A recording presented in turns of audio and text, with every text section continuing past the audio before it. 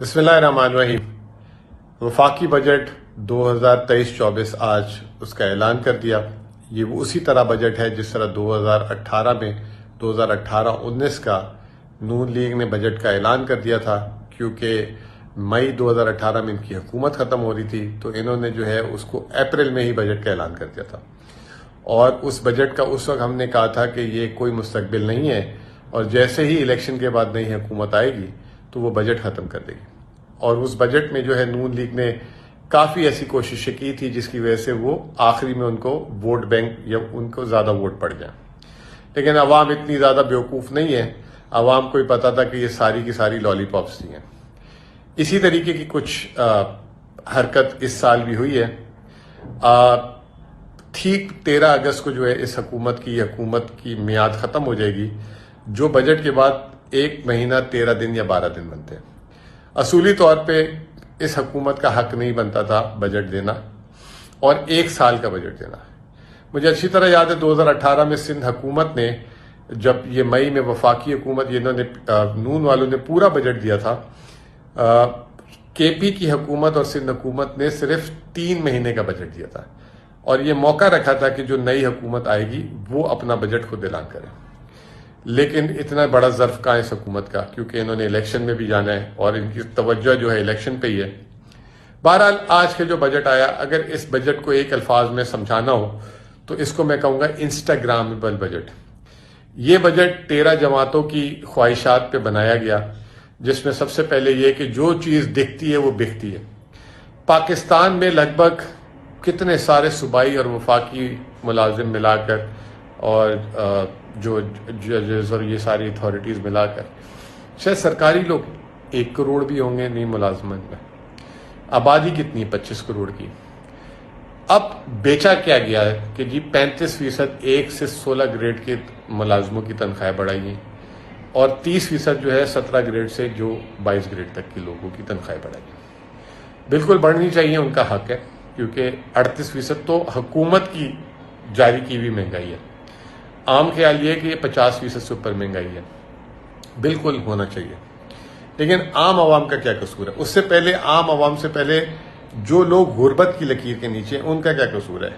حفیظ پاشا کے بقول پاکستان میں 10 کروڑ لوگ اس سال خطے غربت کے نیچے چلے گئے۔ احساس پروگرام جو 400 ارب روپے تھا، اس کو صرف بڑھا کے 450 ارب روپے کیا۔ بیچارے زندگی بھر ٹیکس بھی دیتے ہیں، ان کو کوئی ایسی سہولت نہیں ہے، ان کی صرف جو ہے 17.5% سے بڑھائی، یعنی کہ ان کی مہنگائی کم ہے، ان کے لیے مہنگائی کم ہے، سرکاری ملازمین کے لیے زیادہ ہے۔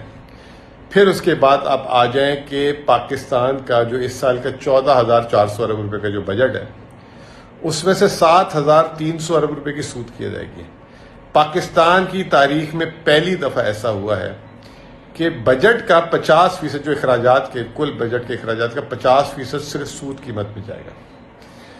مجھے اچھی طرح یاد ہے آج سے 10 سال پہلے اگر سود کی ادائیگی 1,200-1,500 ارب ہوتی تھی تو ہماری دفاع کے جو اخراجات ہوتے تھے وہ 800,000 ارب ہوتے تھے۔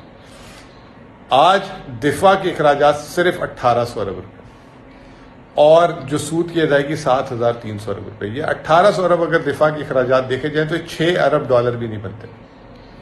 آپ اس سے اندازہ لگائیں کہ کتنا پاکستان جو ہے دفاعی لحاظ سے جو ہے پاکستان کو جو ہے چوکس رہنا پڑتا ہے۔ پڑوس میں انڈیا جو ہے وہ اس کا 70-80 ارب ڈالر دفاع کا بجٹ ہے، پھر افغانستان دوسری طرف ہے، پھر اور مسائل ہیں ہمارے بارڈر کے۔ اتنا کم بجٹ، اس کی وجہ کیا ہے کہ ہم جو ہے غلط جگہوں پہ پیسے خرچ کرتے ہیں۔ اب اس سال جو ہے سب سے زیادہ رقم جائے گی صوبوں کو۔ اب ہم دیکھتے یہ ہیں کہ یہ جو ہے جب سے یہ 18ویں ترمیم ہوئی ہے، صوبے تو جو ہے جسے کہتے ہیں مالدار ہو گئے، لیکن ہمارا وفاق کنگال ہو گیا، اور وفاق اتنا کنگال ہو گیا ہے کہ اس سال حکومت اپنا جو اس کے پاس جب صوبوں کو پیسہ منتقل کر دے گا تو اتنی رقم بھی نہیں ہوگی کہ وہ سود کی ادائیگی کر سکے۔ تو یہ پورا کا پورا جو ترقیاتی اخراجات ہیں، جو ہمارا جو دفاع میں پیسے خرچ ہوں گے، جو پینشن میں پیسے دیے جائیں گے، جو تنخواہوں میں پیسے دیے جائیں گے، وہ تمام کے تمام قرض لے کے دیے جائیں گے۔ اور اس سال بھی تاریخی بجٹ جو ہے پاکستان کا جو ہے وہ آئے گا۔ تو کہنے کا مطلب یہ ہے کہ یہ جو بجٹ ہے پچھلے سال جب مفتاح اسماعیل نے دیا تھا تو وہ 30 جون سے پہلے جو ہے 2 دفعہ اس میں ریویژن ہوا تھا.